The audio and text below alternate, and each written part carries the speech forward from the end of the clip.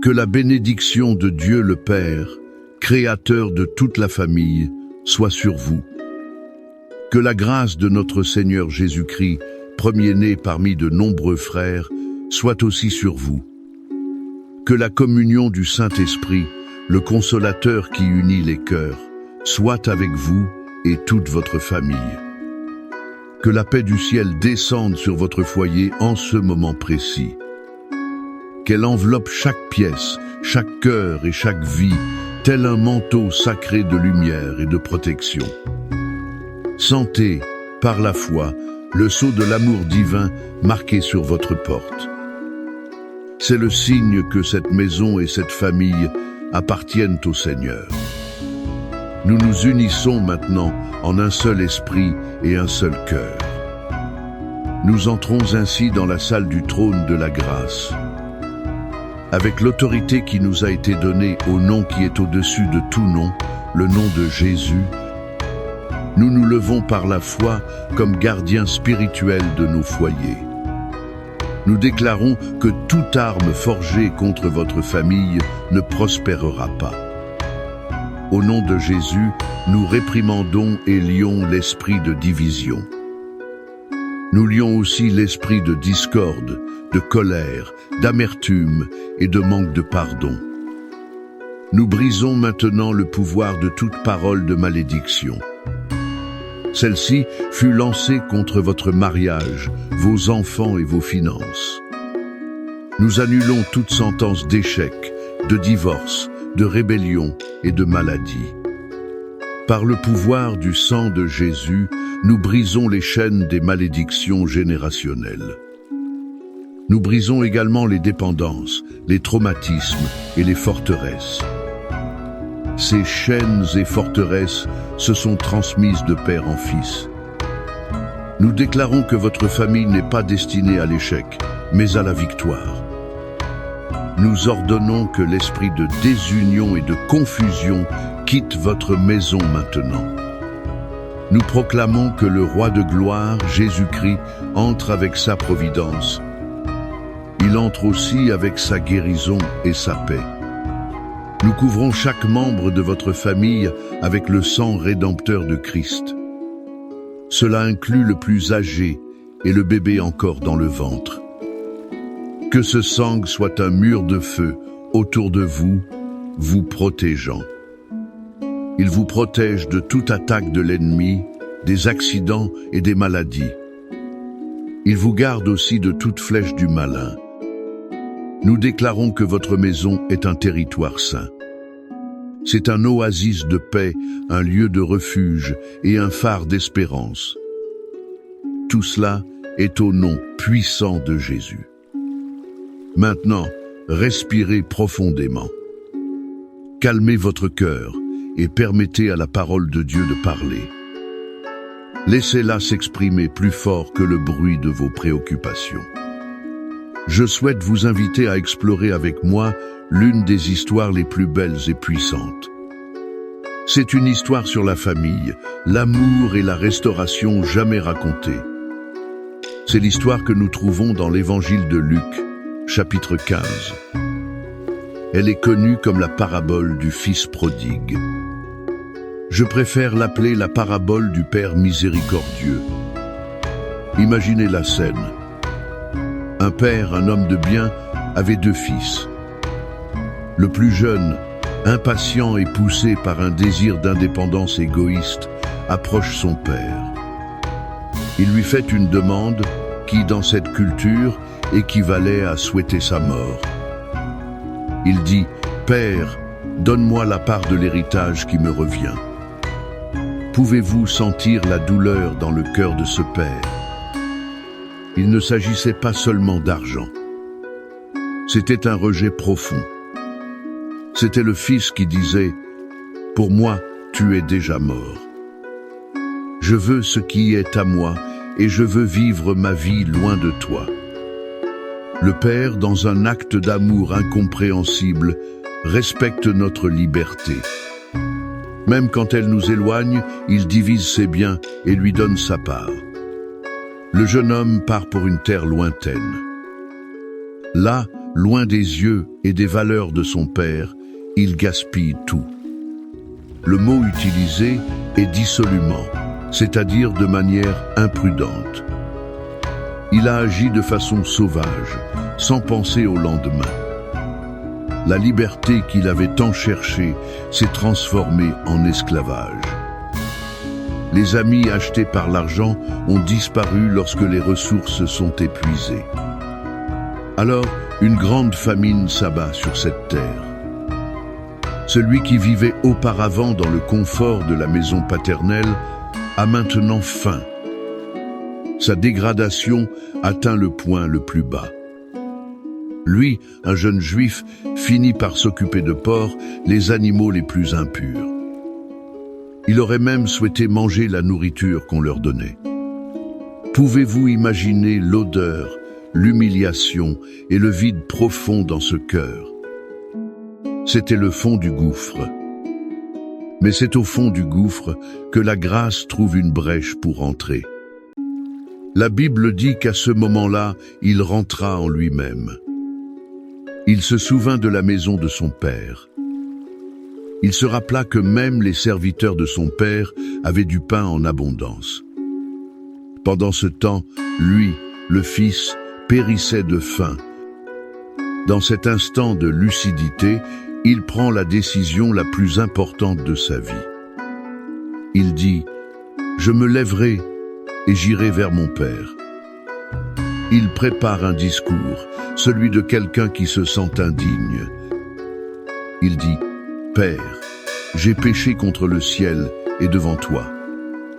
Je ne suis plus digne d'être appelé ton fils. Traite-moi comme l'un de tes ouvriers. » Et il entame le long voyage de retour. Maintenant, changez de point de vue. Retournez à la maison du Père. Imaginez cet homme. Les jours se sont transformés en semaines, les semaines en mois, peut être des années. Mais chaque jour, la Bible laisse entendre que ce Père montait en un lieu élevé. Il regardait ensuite vers l'horizon.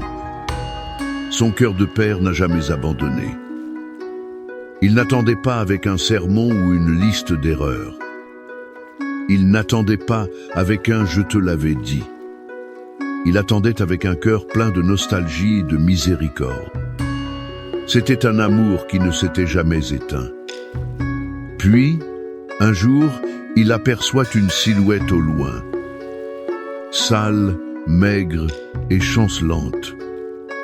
Mais un père connaît la démarche de son fils, même de très loin. Et que fait-il?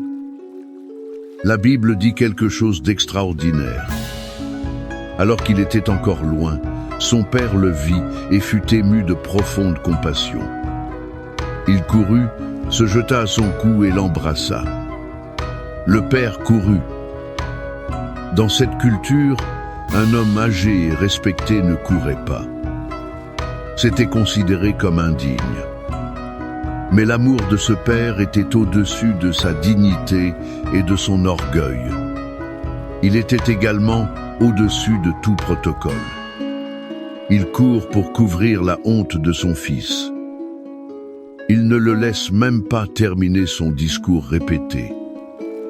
L'étreinte du père fait taire la confession d'indignité. Le père commence alors à donner des ordres. Il dit « Apportez vite la meilleure robe et revêtez-le. Mettez-lui un anneau au doigt et des sandales aux pieds. Amenez le veau gras, tuez-le et mangeons, réjouissons-nous. Car mon fils que voici était mort et il est revenu à la vie.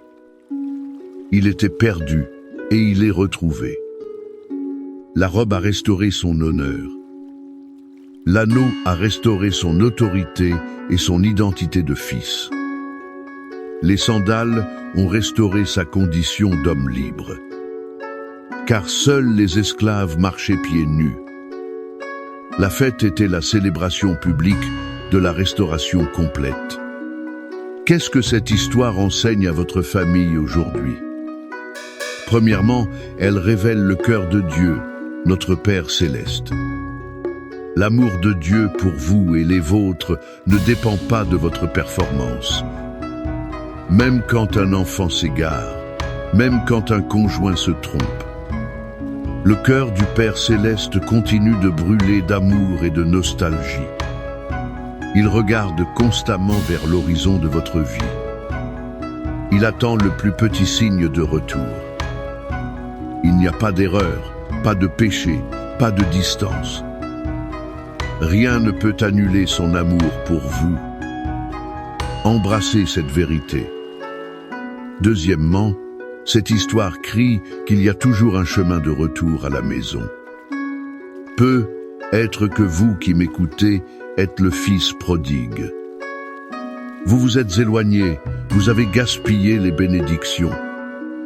Maintenant, vous vous sentez au fond du gouffre, indigne de revenir. Écoutez la voix du Saint-Esprit vous dire aujourd'hui, « Lève-toi et reviens ». La maison du Père est ouverte. Ou peut-être êtes-vous le père ou la mère qui prie pour un enfant perdu. N'abandonnez pas de regarder vers l'horizon. N'abandonnez pas de croire au pouvoir de l'amour qui restaure. Votre amour et vos prières sont comme un phare qui guide le chemin du retour à la maison. Et troisièmement, cette histoire nous enseigne le pouvoir du pardon. Ce pardon est nécessaire pour restaurer la famille. L'étreinte du Père fut l'acte de pardon qui a guéri toutes les blessures. Dans votre famille, il peut être nécessaire que quelqu'un prenne l'initiative de courir. Courir vers l'autre, non avec des accusations, mais avec une étreinte de pardon. Le pardon restaure l'honneur, l'identité et la liberté dans les relations. Qui, dans votre famille, a besoin de votre étreinte de pardon aujourd'hui? À qui devez-vous offrir la meilleure robe, l'anneau et les sandales de la réconciliation? La restauration de votre famille commencera peut-être. Cela se produira lorsque quelqu'un décidera d'agir comme ce Père miséricordieux. Ce Père qui court à notre rencontre est le même Dieu. Il nous fait des promesses de protection et de sécurité. Il ne nous aime pas seulement de loin. Il nous abrite sous ses ailes. Ses promesses sont notre bouclier et notre forteresse. Le psaume 91 Newton est pas seulement un beau poème. C'est la déclaration de propriété de Dieu sur ses enfants. C'est le contrat de protection divine pour votre famille. Et le psaume 23 est la garantie de ses soins quotidiens. Il garantit sa provision et sa guidance. C'est pourquoi je vous invite maintenant à fermer les yeux, si vous le pouvez. Laissez votre maison devenir un sanctuaire. Respirez profondément et recevez ces paroles. Ne les recevez pas comme une lecture, mais comme un décret prophétique sur votre vie et votre famille.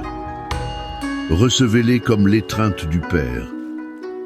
Celui qui habite sous l'abri du Très-Haut repose à l'ombre du Tout-Puissant. Je dis à l'Éternel, mon refuge et ma forteresse, mon Dieu en qui je me confie. Car c'est lui qui te délivre du filet de l'oiseleur, de la peste et de ses ravages. Il te couvrira de ses plumes et tu trouveras un refuge sous ses ailes. Sa fidélité est un bouclier et une cuirasse. Tu ne craindras ni les terreurs de la nuit, ni la flèche qui vole de jour, ni la peste qui marche dans l'obscurité, ni la destruction qui sévit en plein midi. Que 1000 tombaient à ton côté et 10 000 à ta droite, tu ne seras pas atteint. De tes yeux seulement tu regarderas, et tu verras la rétribution des méchants. Car tu as dit, l'Éternel est mon refuge.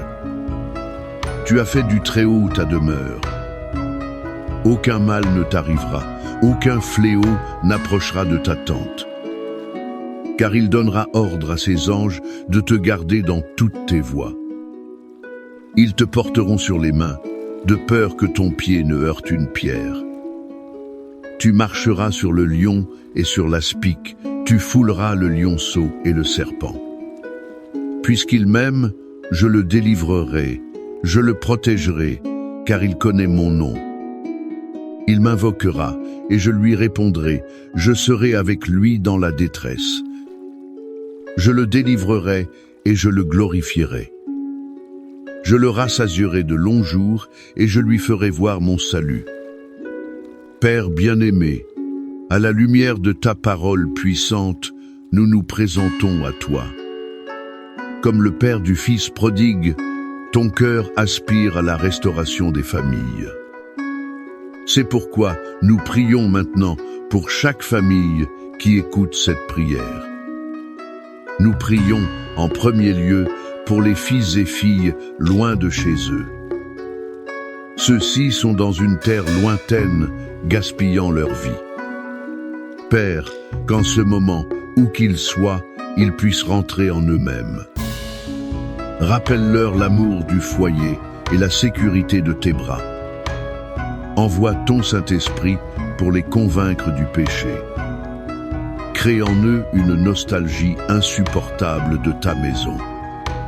Nous brisons toute cécité spirituelle et toute illusion du monde. Ces illusions les maintiennent captifs. Nous déclarons qu'ils reviendront, non comme des serviteurs, mais ils reviendront comme des fils et des filles aimés. Prépare le cœur des parents à les recevoir. Qu'ils les accueillent avec une étreinte de pardon et une fête de célébration. Nous prions pour les mariages en crise et les couples. Ceux-ci vivent comme des étrangers sous le même toit. Seigneur, déverse ton baume de guérison sur les blessures. Ces blessures proviennent de la trahison, des paroles dures et de l'indifférence. Restaure la communication, le respect et le romantisme. Que mari et femme puissent courir l'un vers l'autre. Qu'ils se rejoignent dans le pardon et la réconciliation. Que ton amour soit le fondement qui reconstruit ce qui a été brisé. Nous prions pour la réconciliation entre parents et enfants, entre frères et sœurs. Là où il y a des murs de silence, de douleur et de ressentiment, que ton amour les abatte. Donne l'humilité de demander pardon et la grâce de pardonner. Restaure l'unité, la joie et l'harmonie dans chaque foyer. Seigneur, comme le bon berger du psaume 23, nous déclarons: Tu es le pourvoyeur de chaque famille. Là où il y a manque, qu'il y ait abondance. Là où il y a des dettes, qu'il y ait des miracles financiers. Là où il y a du chômage, ouvre des portes de provision. Que le pain ne manque jamais sur la table. Mais que, surtout, ta présence ne manque jamais. Et nous prions pour la guérison, Seigneur. Guérison pour les corps malades, de la maladie la plus simple à la plus complexe. Et guérison pour l'âme. Guéris les souvenirs douloureux de l'enfance et les traumatismes. Ceux-ci proviennent de l'abandon, de l'abus et du rejet. Restaure la joie de vivre. Remplis chaque cœur de ta paix qui surpasse toute intelligence. Je vous invite maintenant, par un acte de foi, à écrire. Écrivez dans les commentaires le nom de votre famille ou le nom du membre de votre famille pour qui vous intercédez. En écrivant, vous les placez sur l'autel de Dieu. Vous les confiez aux soins du Père miséricordieux. Recevez maintenant la bénédiction finale. Que le Dieu de l'espérance vous remplisse de toute joie et paix. Cela se fera par la foi que vous avez en lui, afin que vous débordiez d'espérance par la puissance du Saint-Esprit. Que le Seigneur vous bénisse et vous garde. Que le Seigneur fasse luire sa face sur vous et qu'il vous fasse grâce. Que le Seigneur lève sa face vers vous et vous donne la paix. À vous et à toute votre maison, aujourd'hui et pour toujours. Amen.